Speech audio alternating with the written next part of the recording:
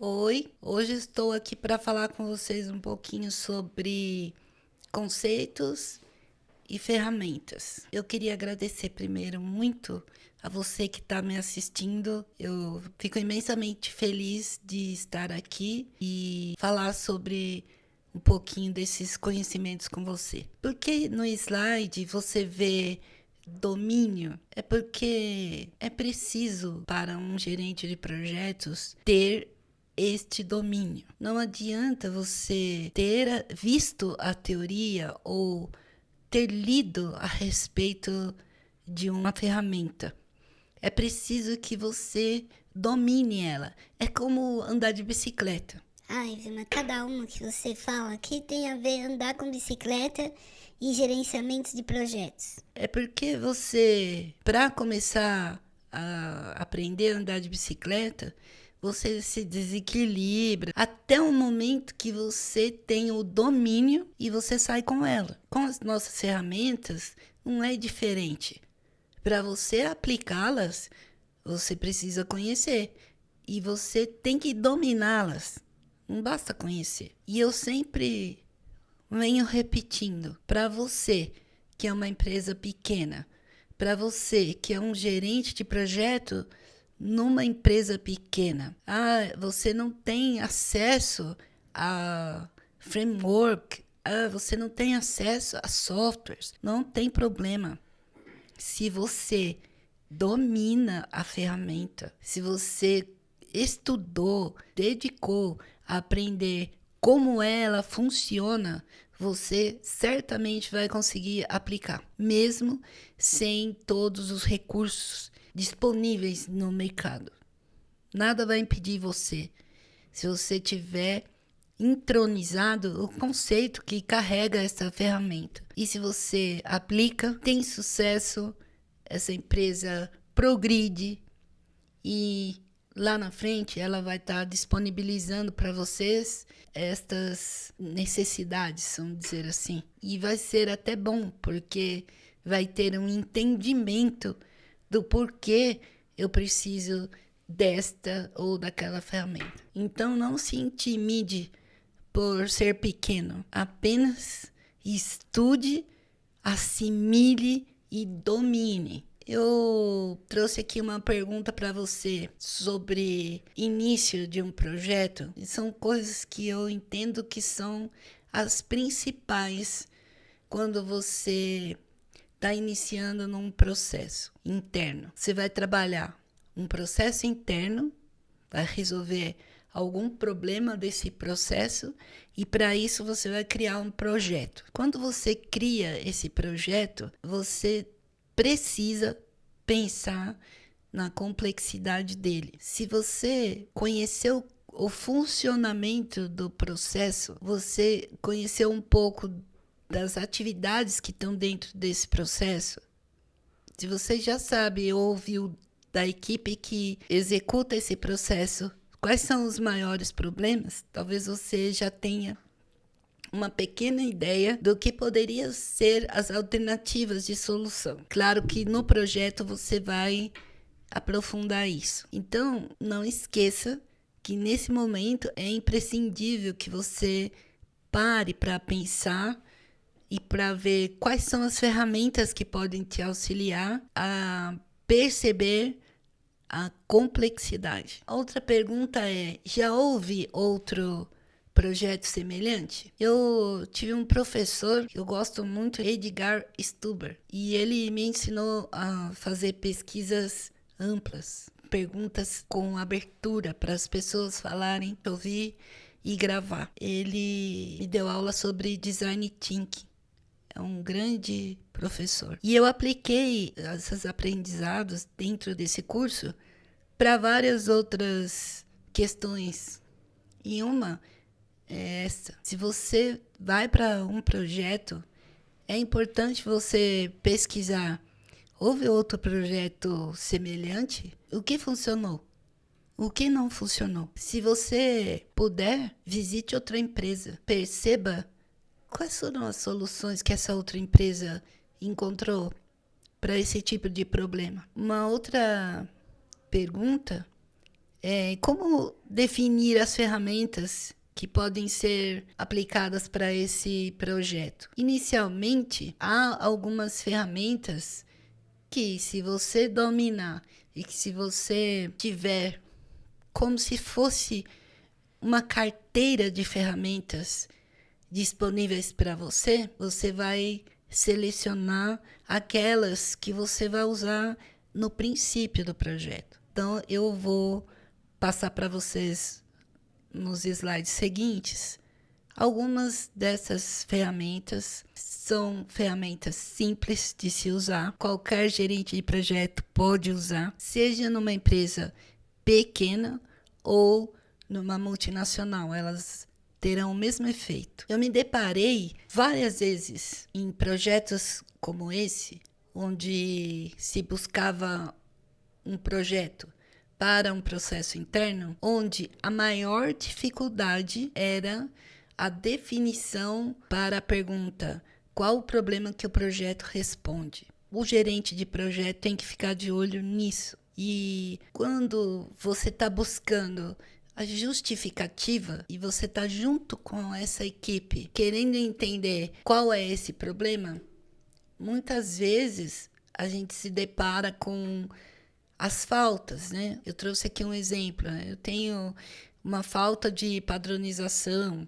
ou eu tenho uma falha no atendimento, e muitas vezes ficar preso só nessa ideia que parece óbvia e não aprofundar um pouco mais pode estar escondendo o verdadeiro problema. E se o verdadeiro problema não for exposto, provavelmente o resultado do projeto não vai ser bom. Então é preciso aprofundar aí. Quando eu falei para vocês do pitch, logo que você vai explicar qual é a oportunidade, é importante pensar se você realmente sabe qual é o problema. E aqui eu vou trazer um caso pessoal que eu participei, que era a criação de um software para lições aprendidas em processos internos. Nós entendemos que a falta de um local onde essas lições pudessem estar disponíveis para consulta fosse o problema. Então, foi criado um software com uma linguagem muito acessível, distribuído para todos os funcionários. Ele trazia todas as informações com dados que poderiam ser utilizados posteriormente para melhorias, para que os mesmos erros não acontecessem novamente. Houve uma comunicação maravilhosa entre todos da empresa na divulgação do software, porém ele não era utilizado. Então, o benefício que ele disse que traria, ele não trouxe de imediato. Então, faltou uma ação dentro do projeto para garantir esse uso posterior. Então, muitas vezes, você pode ter uma resposta que parece óbvia. Falta isso, eu coloco isso, está tudo resolvido. Em gerenciamento de projetos não é bem assim. Então, você tem que pensar no agora e no depois. Isso tem que estar nesse início, quando você se debruça no verdadeiro problema que o projeto responde. E para isso, a gente tem uma ferramenta muito simples que se chama causa raiz, né? A análise da causa raiz. Fazendo vários porquês, vocês devem conhecer essa ferramenta com certeza. E esse exercício tão simples de procurar por quê, até você sintetizar essa causa, vai ser de grande valia para o início de um projeto. Então, busque a verdadeira causa raiz do problema. Muitas vezes vão ser várias causas e não uma apenas. E eu vou falar disso um pouquinho mais para frente. Marco lógico é uma ferramenta que eu usei bastante. Eu particularmente gosto demais dessa ferramenta. Eu, por acaso, nas minhas andanças pela internet, eu encontrei o Marcológico e comecei a aplicar e me surpreendi com o resultado. Framework também, voltado para criar uma matriz de planejamento de projetos. É um método desenvolvido pela Agência dos Estados Unidos da América e eu gostei da simplicidade dela e porque ela fala com as ferramentas de gerenciamento que a gente aprendeu na academia. Então, o que cria o marco lógico? O marco lógico cria uma árvore que chama-se árvore de problemas. Quando você cria essa árvore de problemas, você não está fazendo nada mais, nada menos do que buscando causa raiz. Você define todas as causas raízes e aí você vai usar isso como um meio, transformando isso na sua árvore de objetivos. Quando você transforma a sua árvore de problemas na sua árvore de objetivos, você está caminhando para uma estrutura analítica de um projeto. E o marco lógico, ele tem muito mais do que isso. Ele tem uma preocupação com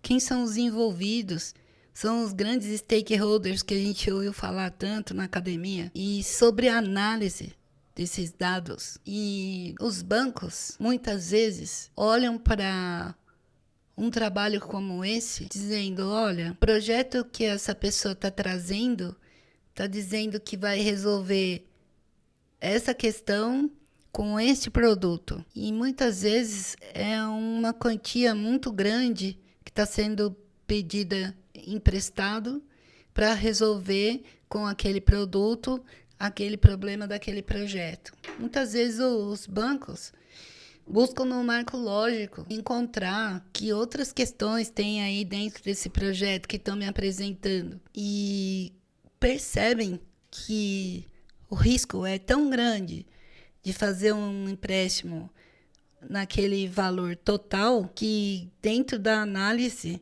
é proposto um valor parcial, porque há a possibilidade de atacar uma das causas daquele problema. E aí, verificando que aquele projeto conseguiu um sucesso, o banco poderia novamente fazer outra análise para viabilizar o total daquilo que se quer realizar. Eu estou falando tudo assim de um modo muito simplista, né? Alguém vai falar, nossa, como que ela está explicando as coisas assim, sem muitos detalhes? Porque, na verdade, eu estou querendo apresentar para vocês. Eu não estou querendo detalhar nesse momento. É mais para que vocês conheçam, para que vocês saibam que existe. Se certamente vocês precisarem de explicações no futuro, eu posso fazer isso, não tem problema. Então, ela lida com os objetivos e ela trabalha com objetivos divididos, objetivos gerais, os objetivos de impacto e os objetivos de produto. Então, ela está com esse enfoque envolvidos em definir o problema, em buscar os objetivos, criar as alternativas e selecionar aquela que vai te levar para o melhor resultado. Uma outra ferramenta é a matriz CSD. É uma ferramenta bem simples. Todas estas ferramentas que eu estou mostrando para vocês agora são ferramentas que, a meu ver, podem ser utilizadas no início de um projeto. Então, se você conhece ela profundamente, você pode ter a habilidade de selecionar. Então, a matriz CSD é um método também que você pode usar, que se concentra em certezas, suposições e dúvidas, e quer reunir tudo isso, né, para que você discuta com a sua equipe, desenvolva um consenso, porque muitas vezes não ter a certeza, membros da equipe, não ter a certeza que você está no caminho certo é ruim. Então, construir um consenso com a equipe e levar todo mundo junto na mesma direção e convictos é muito bom. É um grande começo. Eu ouvi o Terentin falar sobre Kinefin. Que aula maravilhosa que eu tive. Fiquei impressionada a capacidade que tem essa pessoa de explicar o conhecimento, a convicção do que está falando. Aconselho vocês a conhecer. Essa ferramenta, ela ajuda se você tiver um outro patamar, vamos dizer assim, se você já tiver mais maduro em gerenciamento de projetos e conhece o ágil e você tem aí um projeto que você está iniciando, eu entendo que vale muito a pena você dominar isso. Agora, por que eu estou trazendo aqui se eu estou falando com as pessoas que estão iniciando? É porque, de alguma forma, como eu falei anteriormente, você pode retirar daqui alguma coisa que seja importante. Então, essa é uma ferramenta que fala sobre quadrantes de complexidade. Então, certamente, se você conseguir extrair dessa ferramenta o que são esses quadrantes de complexidade, você pode certamente perceber para que rumo você está caminhando nesse projeto que vai iniciar. É uma inovação? Já existe? Como é que funciona isso? Eu estou lidando com TI? Eu estou lidando com outro tipo de processo? Ele te ajuda a visualizar a complexidade de uma maneira muito simples, fazendo algumas perguntas. Você vai usar tudo que está nesse método? Não. Se você está iniciando, se você está no primeiro degrau, é bom conhecê-lo. É bom ver se daí alguma coisa serve para você e aplicar. E dessa forma, você vai construindo também um caminho para esse futuro que é projetos grandes, projetos com mais complexidade. Se familiarizar com o que está sendo discutido no mercado é fundamental para um gerente de projeto. PM Canvas é até engraçado, porque eu trabalhei numa empresa que tinha 8.000 funcionários, né? E trabalhei muitos anos e conheci muitas pessoas lá. E todos os lugares onde eu passei, eu levei o Canvas. Então as pessoas até brincavam comigo sobre Canvas no meu trabalho. Eu fiz um curso com o José Finocchio Júnior, que foi introdutor do Canvas para utilização em projetos. E há pouco tempo eu vi ele fazendo uma demonstração usando o chat GPT, fazendo as perguntas certas para preencher as telas de um Canvas. Eu convido você que está iniciando a conhecer essa metodologia, assimilar, dominar, e eu garanto, ela vai ser para a sua vida. Não vai ser só para o seu trabalho. Vai ser para a sua vida, vai fazer a diferença. Fez para mim e fez para muitos que eu ensinei a utilizar. Hoje a gente pode fazer isso pelo Teams, como eu falei há pouco, usando a tecnologia, não importa. Essa ferramenta é importantíssimo para quem está começando. Tem que conhecer, tem que dominar. Aqui está só um exemplo, né, da história. E como vocês veem aí em cima, tem uma linha onde está escrito pitch. Esse pitch é diferente daquele pitch que eu falei outro dia.